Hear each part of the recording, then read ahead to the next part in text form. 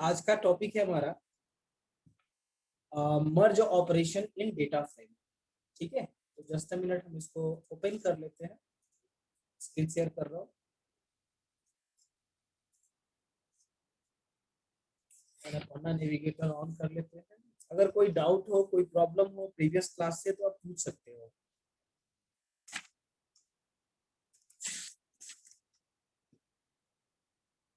विजय प्रकाश आज आया है, कनेक्टेड है विजय? हाँ है तो कनेक्टेड। कैसे हो जी? क्लास क्लास करते हो पूरा?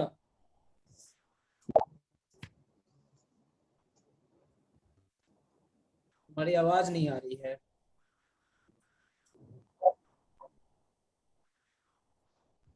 चलो कोई बात नहीं, हम लोग कॉल पे बात कर लेंगे। हमारा आवाज शायद नेटवर्क वीक होगा।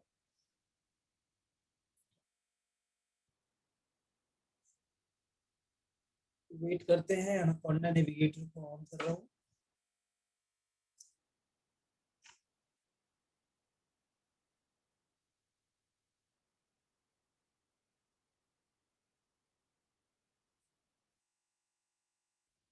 क्या प्रॉब्लम है?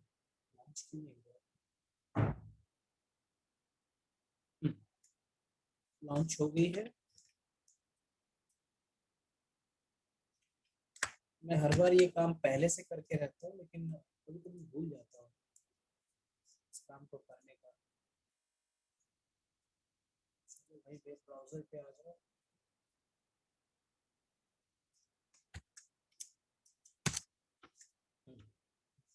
अभी मैंने जो ग्रुप में आप लोगों को एक लिंक दिया था गूगल फॉर्म का, उसको आप फिल आउट कर लोगे, जो भी अगर नहीं किए हो तो।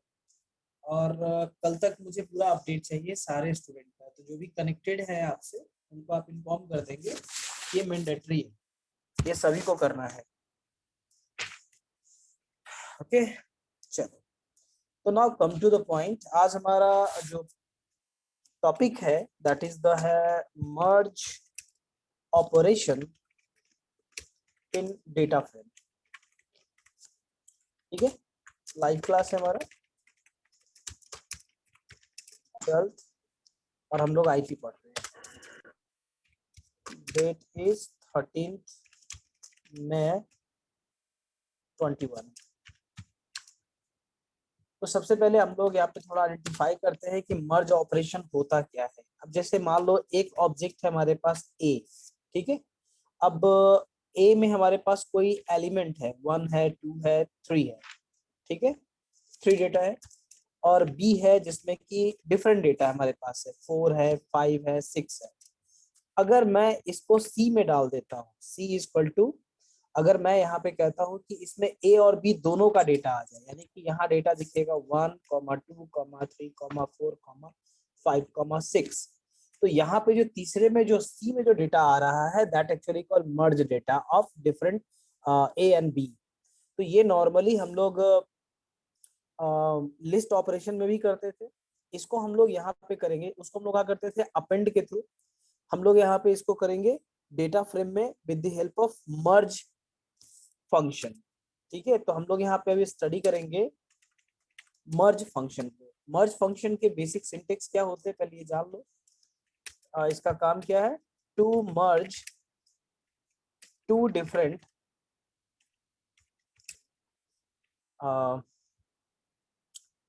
सीरीज और एलिमेंट्स, जो भी है सिंटेक्स। अब इसके सिंटेक्स जानना जरूरी है। आपको क्या लिखना होता है, पहला लिखना होता है डेटा फ्रेम, जो आप पीडी लिखते हो, यानी कि डेटा फ्रेम हमारा हो गया। जो भी आप ऑब्जेक्ट लिए हो, ओबीजे डॉट, ये ओबीजे कौन सा है, तो ये पांडास का ओबीजे है जो हम इंपोर्ट करते हैं, इंपोर्ट पांडास एज पीडी। तो पीडी क्या है, ऑब्जेक्ट है। तो ऑब्जेक्ट डॉट, आप यहाँ पे लिखते हो merge bracket open, here you have to specify first first element, जो भी आपका है, लिस्ट ऑफ एलिमेंट या group of element. Then after second element, जो भी है आपका, इसको यहाँ पुट करना है। एंड देन यहाँ पे एक पैरामीटर पास करते हैं हम लोग ऑन के लिए।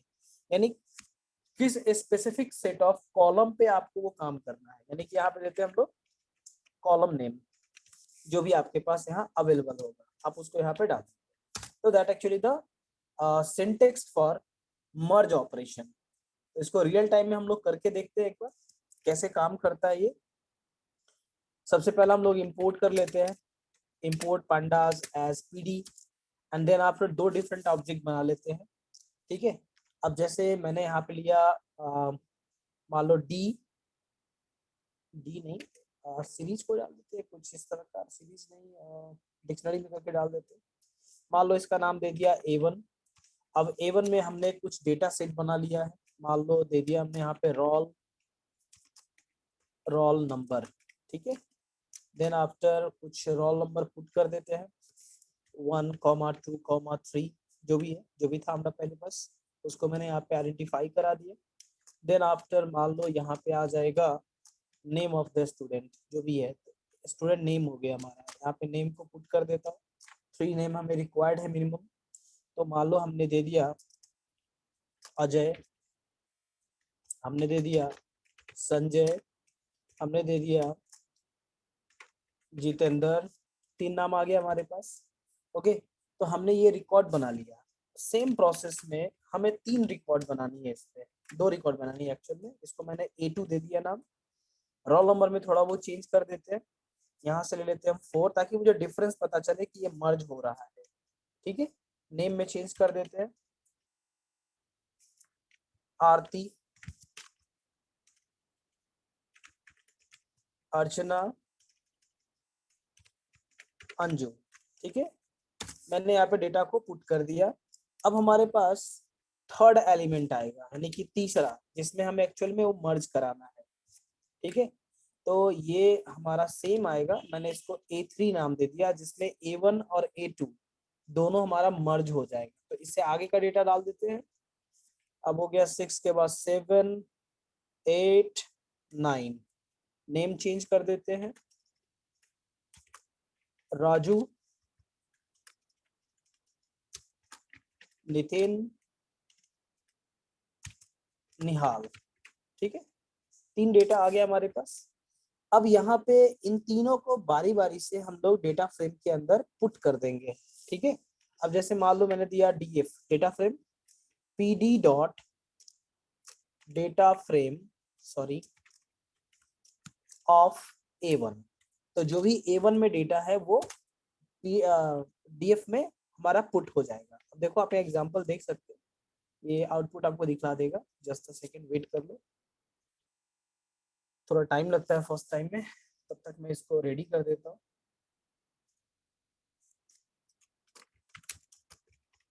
लाइव क्लास 12 आज हो गया 13 मई 21 IP रीनेम इट। देखो डेटा आ गया हमारे पास। सेम प्रोसेस में मुझे अगला डेटा भी चाहिए, तो एक और बना देते हैं। अभी 2-3 बार हम इसको यूज करना होगा सेम प्रोसेस में, तो हमने इसको कॉपी पेस्ट कर लेना है A2। अब इसको DF1 में दिख जाएगा आपको, तो DF1 में क्या डेटा आ रहा है, आ गया आरती, अर्चना, अंजू। सेम प्रोसेस में ये हमारा DF1 हो गया, तो अब ये DF2 कर देते हैं, इक्वल टू ये आ गया A3। हमने तीनों डेटा को डेटा फ्रेम के अंदर पुट कर दिया है। ठीक है, अब नेक्स्ट पार्ट में हमें क्या करना है, इसको हम आइडेंटिफाई करते हैं। जैसे हमने 2 बनाया, ठीक है, पहला बनाया DF, दूसरा बनाया हमने DF1। अब DF1 में हम क्या करते हैं, DF1 में हमें इसको पहले वाले को मर्ज कॉनकैटिनेट कर देते हैं किसी के साथ। ठीक है, कॉनकैट। अब हमने कॉनकैट किसको करना है, तो कॉनकैट करना है हमको तीसरे वाले में करना है, मुझे दूसरे वाले में नहीं करना, तीसरे वाले में करना है, DF2 में, DF2 dot concat.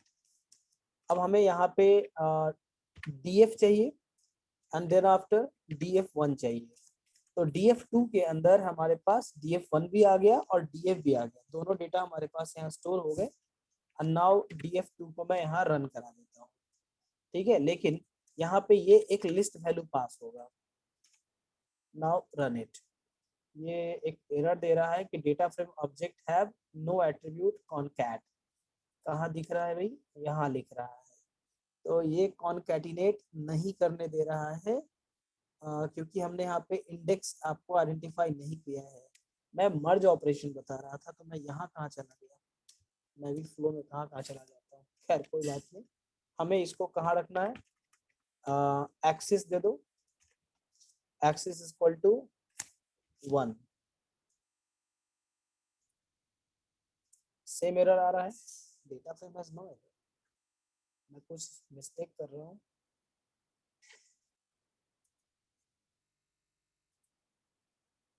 df2 dot concat df.df1, मैं इसको बाद में देखता हूँ, ठीक है,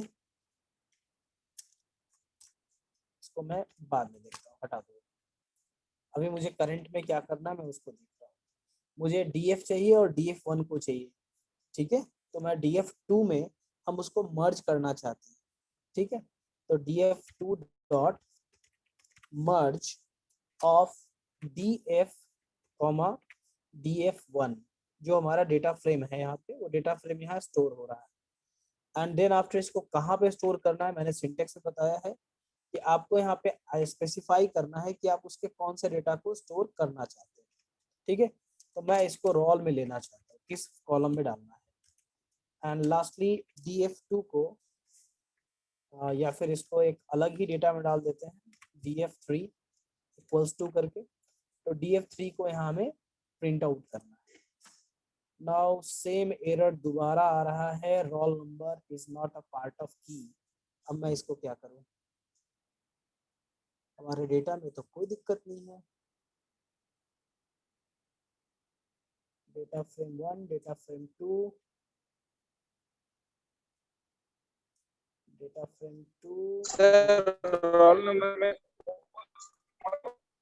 सॉरी कैपिटल में दे दिया हमने, स्मॉल में देना है। देखो फिर भी यहाँ पे एक एरर आ रहा है, लास्ट देखते हैं एरर क्या है। The truth value of data frame is ambiguous, empty बोल, अच्छा इसको यूज नहीं किया है, यानी कुछ चीजें आपके या तो मैच कर रही है इसके साथ या खाली। तो हमने तो कोई गलती नहीं करी है।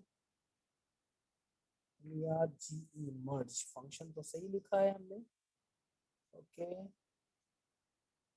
ओके, यहाँ भी कोई दिक्कत नहीं है, कॉल हो रहा है। डेटा फ्रेम इज एम्बिगुअस, हमें इतने तीन तीन डेटा की क्या जरूरत है, हम सिर्फ दो ही को कॉल करते हैं। ये लो हटा दो इसको। अब df1 में ही डाल देते हैं हम लोग, या df1 में डाल दो, df2 में डाल दो।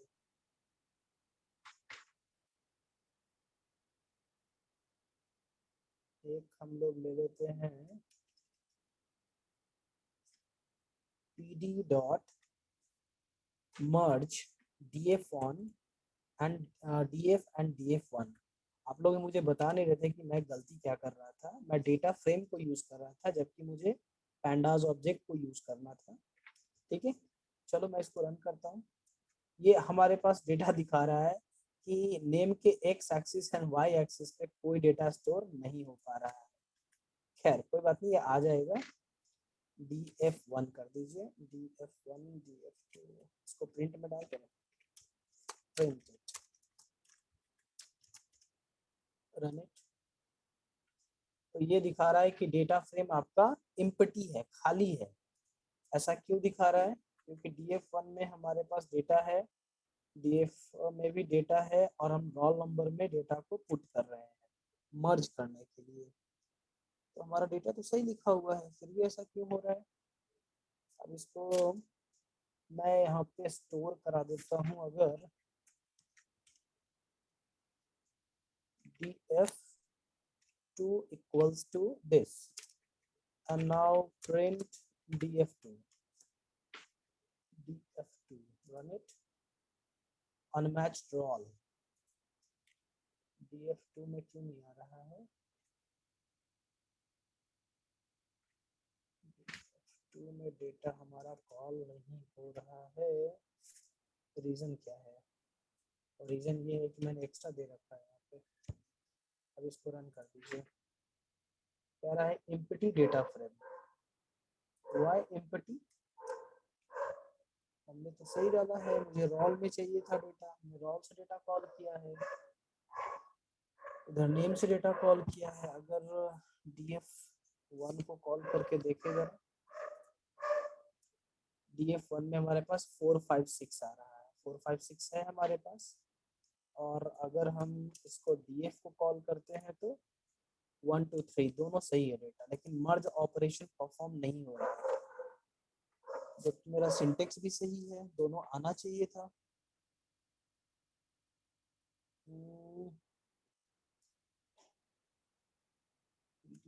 merge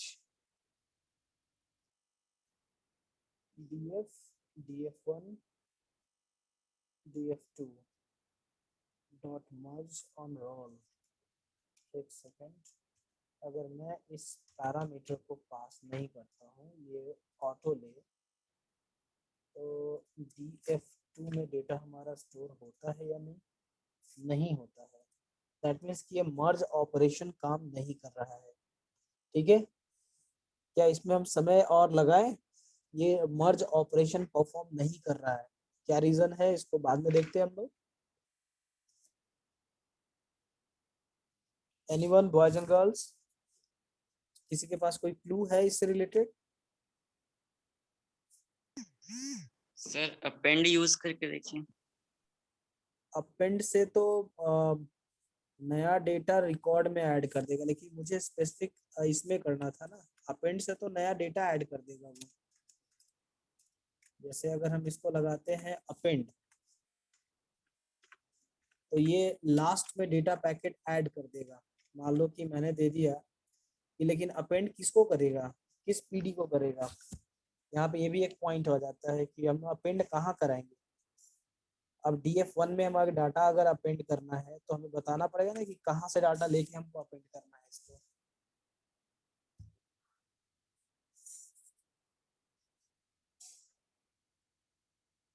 नो एनी इश्यूज, मेरे ख्याल से यहाँ कोई भी इशू नहीं है, बस हमको एक कोड गलत लिख रहे हैं।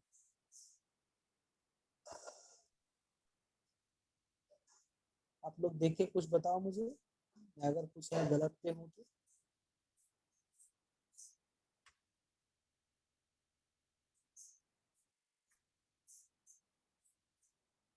कौन कौन कनेक्टेड है यहाँ?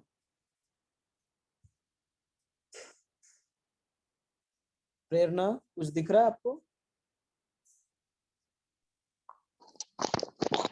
सर वही देख रही दिख रहा है? प्रोग्राम में एरर ढूंढो जरा।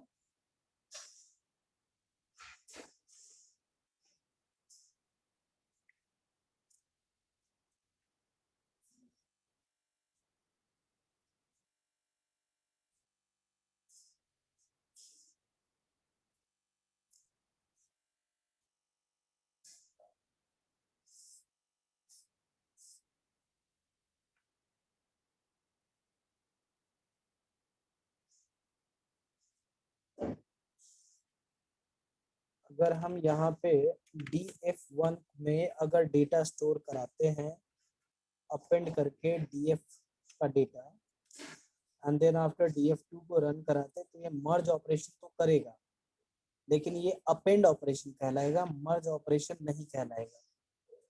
ये दिख रहा है, काम तो हो रहा है हमारा। हमारा डेटा फ्रेम 2 में जो डेटा है वो डेटा फ्रेम 1 को ऐड कर दे रहा है, लेकिन इसको आप मर्ज नहीं कहोगे, ये जस्ट डेटा अपेंडिंग है। It is not actually the data merge operation. मेरा पर्पस पूरा हो चुका है, काम कर रहा है ये। 1 2 3 4 5 6 7 8 आप देख रहे हो डेटा स्टोर हो रहा है। क्लियर? डिफरेंस क्या है मर्ज और अपेंड में? अपेंड में डेटा तो काम कर रहा है हमारा, एग्जीक्यूशन भी होगा, लेकिन ये मर्ज का काम नहीं है। मर्ज का काम क्या करना है, हमें दो डिफरेंट डेटा को एक जगह स्टोर कराना है। जैसे कि मुझे रॉल में डेटा चाहिए तो सिर्फ रॉल में डेटा जाए, ऐसा मुझे करना है, लेकिन यहाँ उल्टा हो जा रहा है। ये और उसको क्या करता है, मैं दिखाता हूँ इसको, एक्चुअली डेटा के ऊपर है ना, तो मैं इसको ये, अगर मैं इसी पे मर्ज का अगर ऑपरेशन परफॉर्म कराता हूँ, तो मर्ज ऑपरेशन में क्या हो रहा है, हमें चाहिए डीएफ का डेटा और डीएफ2 का डेटा, दोनों का डेटा एक जगह स्टोर होना चाहिए एक पार्टिकुलर फील्ड के ऊपर। मान लो कि मैं रोल पे डाल देता हूँ इक्वल्स टू रोल, मुझे ये चाहिए डेटा, इस पे डेटा चाहिए, इसके हिसाब से डेटा चाहिए, लेकिन इस ऑपरेशन को ये इलीगल कहता है। ठीक है, दैट मीन्स कि मैं कोई एक पार्ट है प्रोग्राम का जो, या सिंटेक्स है जो मैं गलत लिख रहा हूँ। ठीक है, तो ये डिफरेंट आ रहा है मर्ज और, बैक कर देता हूँ तो समझ में आ जाएगा। df2 देखो, df और df1, ठीक है, डेटा फ्रेम 1 में डेटा फ्रेम के अंदर डेटा फ्रेम 1 को स्टोर कर दो एंड देन आफ्टर उसको प्रिंट कर दो। तो ये ऑपरेशन देखो एक्यूरेट आ गया हमें जो चाहिए, लेकिन ये हमें ऐसे नहीं करना था, हमें मर्ज के साथ काम करना था, जो कि काम नहीं किया। मैं इसमें इसको ढूंढूंगा कि कैसे इसको करते हैं। ठीक है, बाकी हम लोग अब नेक्स्ट टॉपिक की ओर मूव करें, क्योंकि एक ही टॉपिक में बंध के नहीं रहना है। सिंपल मर्ज का और अपेंड का मीनिंग अलग है, ये मैं बताना चाहता हूँ कि अपेंड में क्या होता है, आप न्यू रिकॉर्ड ऐड करते हो at the end of the current record, लेकिन मर्ज में क्या होता है कि हम दो डिफरेंट डेटा फ्रेम को जोड़ करके तीसरा बना लेते हैं, जो कि यहाँ पे नहीं हो रहा। ठीक है, अगर मान लो कि मैं इस ऑपरेशन को कुछ ऐसे करता हूँ, इसको df3 कर दीजिए, df3 है, ये df4 है। ठीक है, df3 equal df3 dot merge of df and df1। ठीक है, आगे दोनों डेटा, और इसके बाद मुझे ऑन करना है रोल नंबर पे रन इट, लेकिन ये ऑपरेशन परफॉर्म करने नहीं देता है। दैट मीन्स ये कोई एक बग शो कर रहा है। ऑन यूज होता है जब हो कॉलम का एलिमेंट, हर इशू दोनों को रोल नंबर दोनों डाटा सेम होना चाहिए, तब ये काम वर्क करेगा। df4 नहीं समझा मैं, फिर से बोलो, आवाज आपकी कट रही सेकंड है। डेटा फ्रेम का भी रोल नंबर,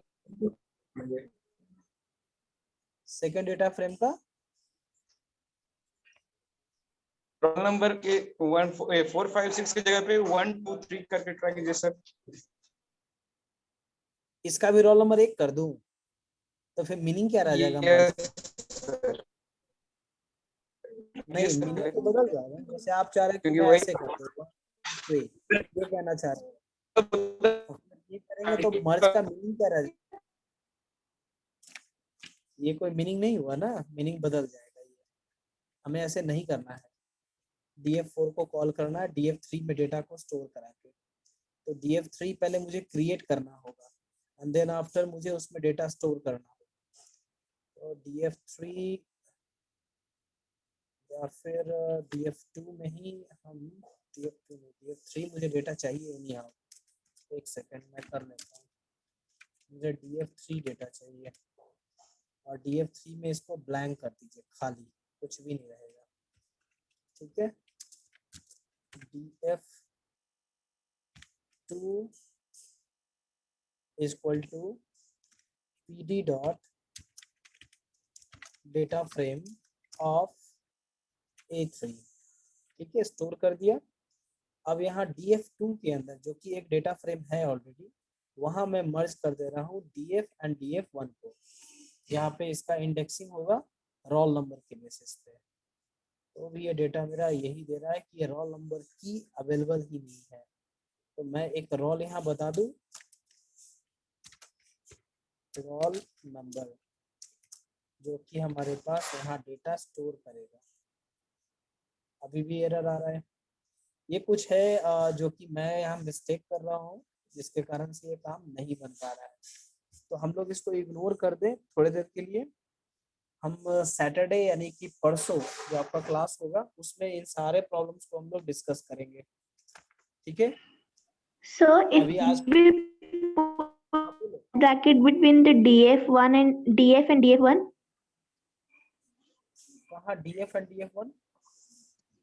DF में हमारा So डेटा है DF4 A1 का। DF No sir.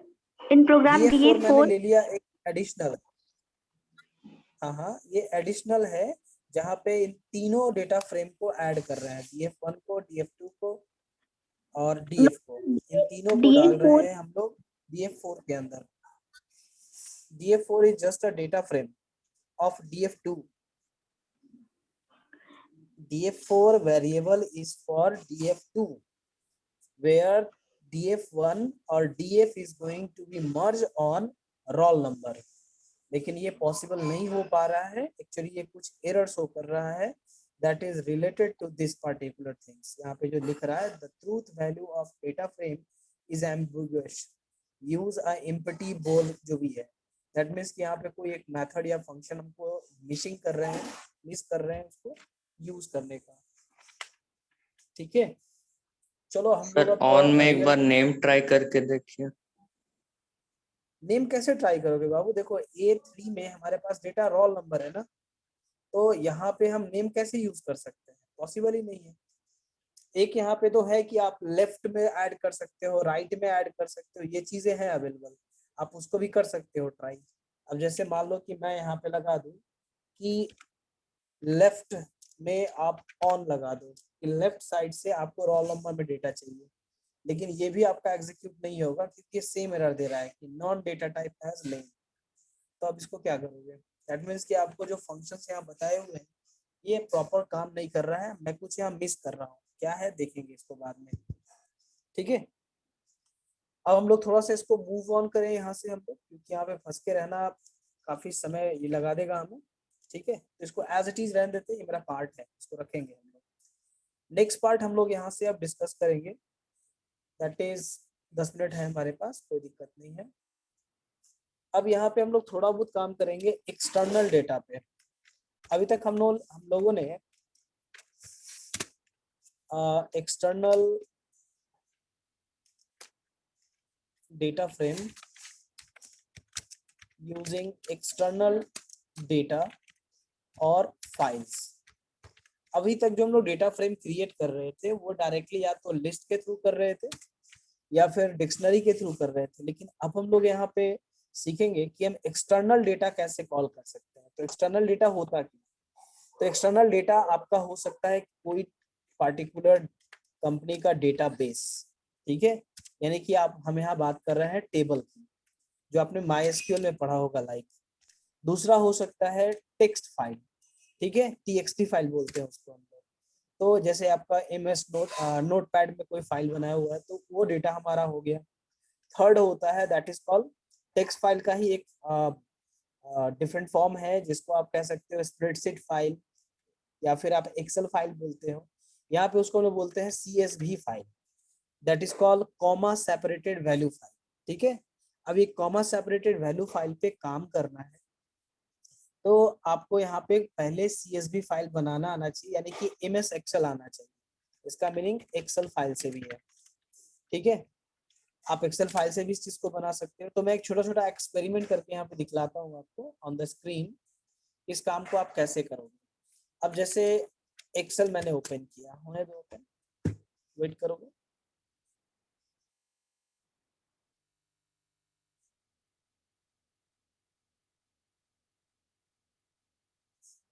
ओके,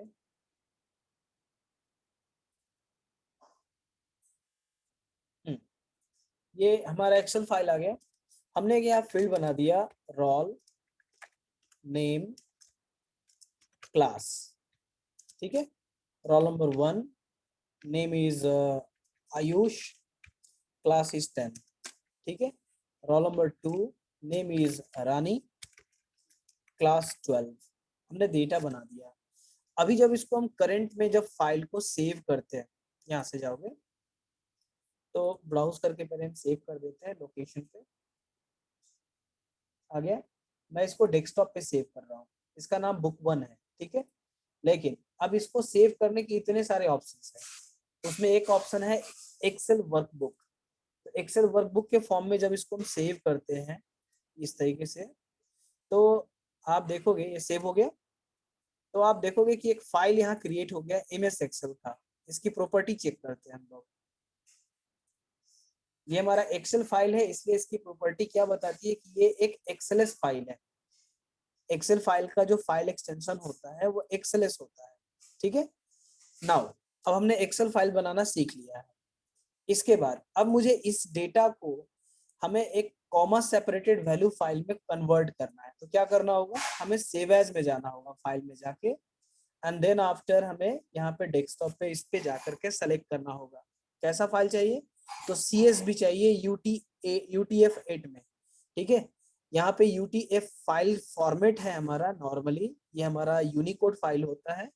आप यहाँ पे CSV के 3-4 वेरिएंट देखोगे। CSV UTF-8 आ रहा है, CSV मैकेंटोस आ रहा है यानी कि मैक OS के लिए है ये, CSV MS-DOS आ रहा है DOS के लिए।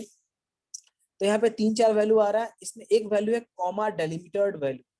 इसका मतलब होता है कि जब भी आप कोई डेटा को सेव करोगे तो वो एक कॉमा डेलिमिटर में आपका डेटा स्टोर करेगा। मैं इसको पहले सेव करके दिखाता हूँ।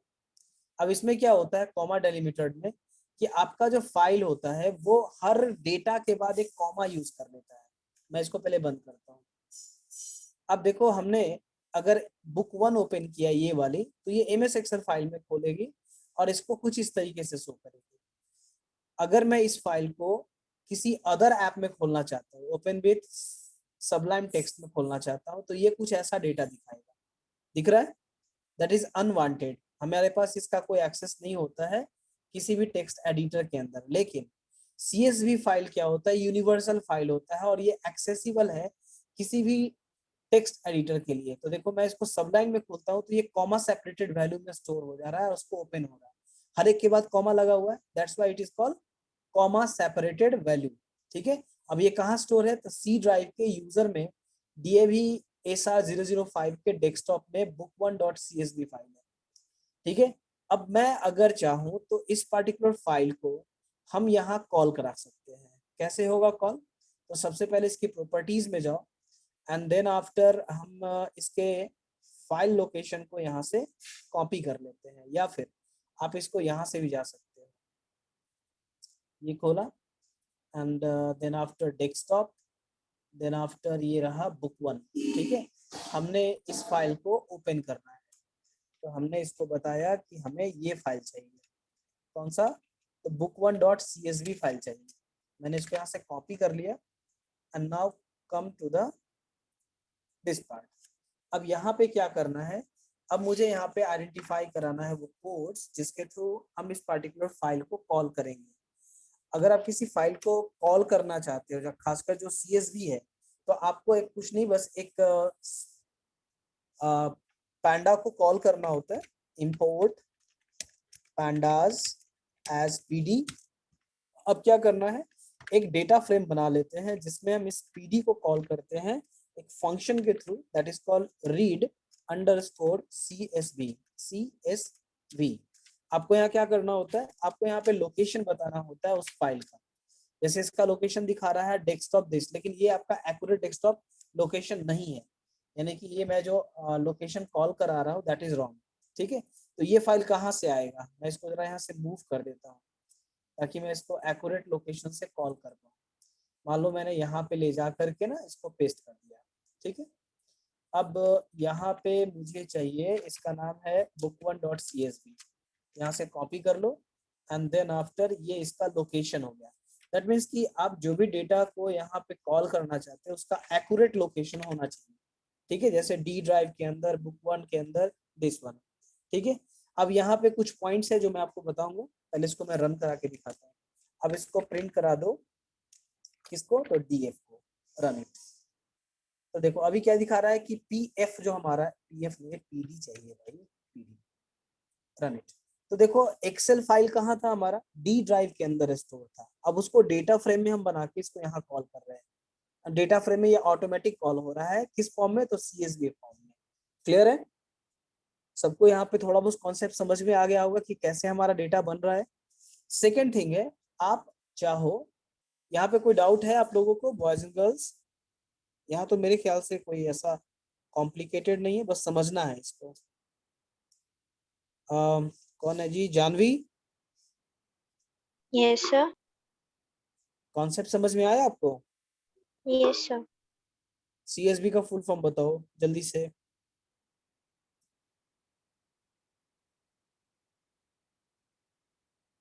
प्रेरणा,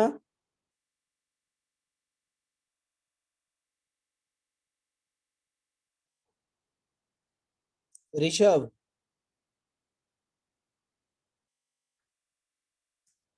अरे सीएसबी का फुल फॉर्म होता है कॉमा सेपरेटेड वैल्यू। Comma ठीक है, separated values. Comma separated value, याद रख लो, कॉमा सेपरेटेड वैल्यू। अब इस कॉमा सेपरेटेड वैल्यू Yes, को sir. आप भी बना सकते हो, इसके लिए अलग से आपको एमएस एक्सेल में जाने की जरूरत नहीं है। सिंपल है, आप नोटपैड खोल लो, ओपन कर लो।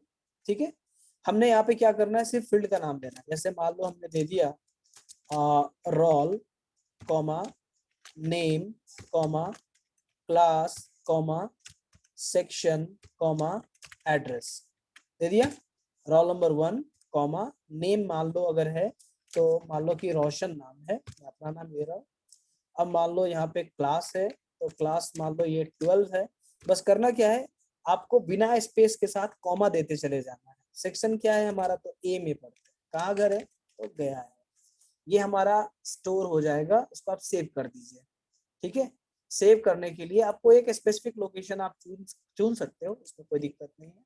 यहाँ मैंने दे दिया टेस्ट सीएसवी, नाम दे दिया फाइल का, और मैंने बोला कि इसको आप टेस्ट सीएसवी में, यानी कि हमें सीएसवी फॉर्मेट में ही इसको स्टोर करानी है, डॉट CSV कर दीजिए यहाँ पे।